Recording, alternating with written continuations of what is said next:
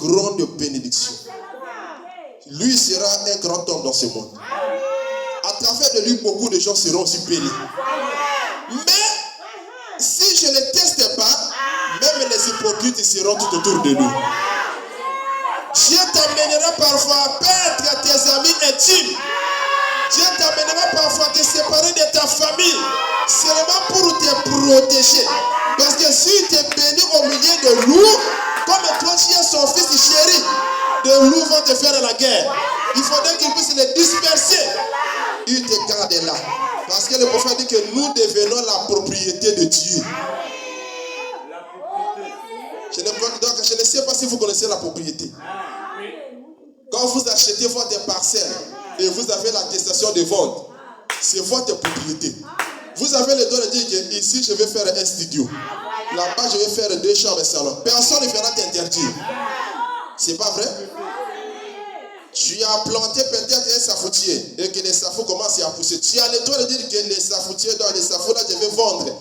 Ou les safos là je ne vais pas aussi le vendre. Tu as tous ces droits. Pourquoi? C'est ta propriété. Personne ne t'impose. Et cette propriété est sous tes ordres.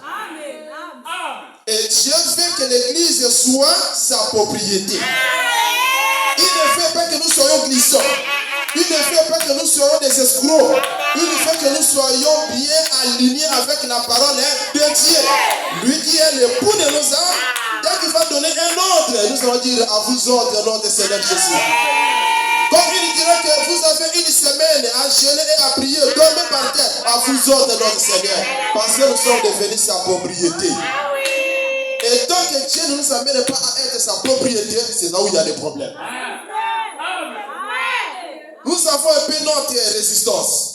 Nous avons un peu notre crédulité. Nous avons un peu ce que nous étions dans le monde. Et Dieu n'arrive pas à nous maîtriser.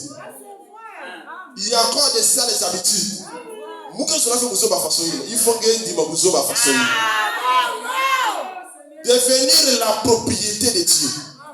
Soumis. Regardez un chien que vous élevez chez vous à la maison.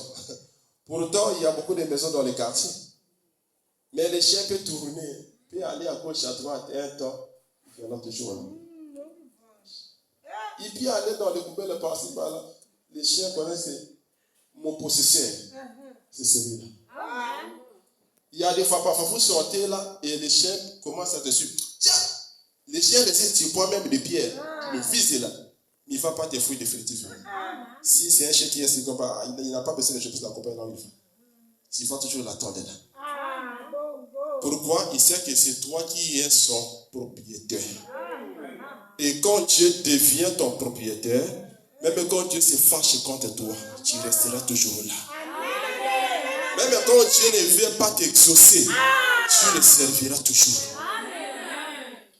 Je ne sais pas si vous comprenez. Parce que nous sommes sa femme. Et lui, il est notre époux. Et il a le droit parfois de se fâcher contre nous quand il y a un salvapa. Il a le droit aussi de nous jeter des éloges. Quand nous faisons quelque chose de bien, nous devons accepter qu'il soit notre possesseur. Il nous possède. Il y a pas l'amen. Parce que une femme qui est insoumise dans sa maison, dans la maison de son mari, cette femme risque de se divorcer avec son mari. C'est pas la vérité. Aujourd'hui, les femmes disent que moi que cela fait pour sauver à Bakal.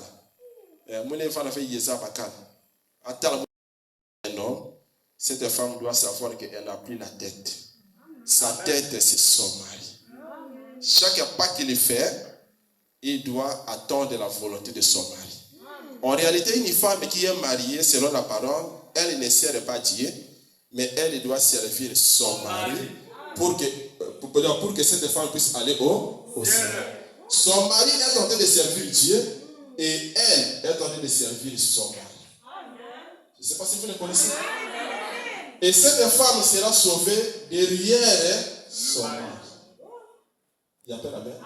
Donc, si la femme est avec son mari, a des contradictions tout le temps, cette femme peut manquer d'aller au ciel. Amen. Est-ce que vous comprenez? Ça, c'est dans le côté physique. Et dans le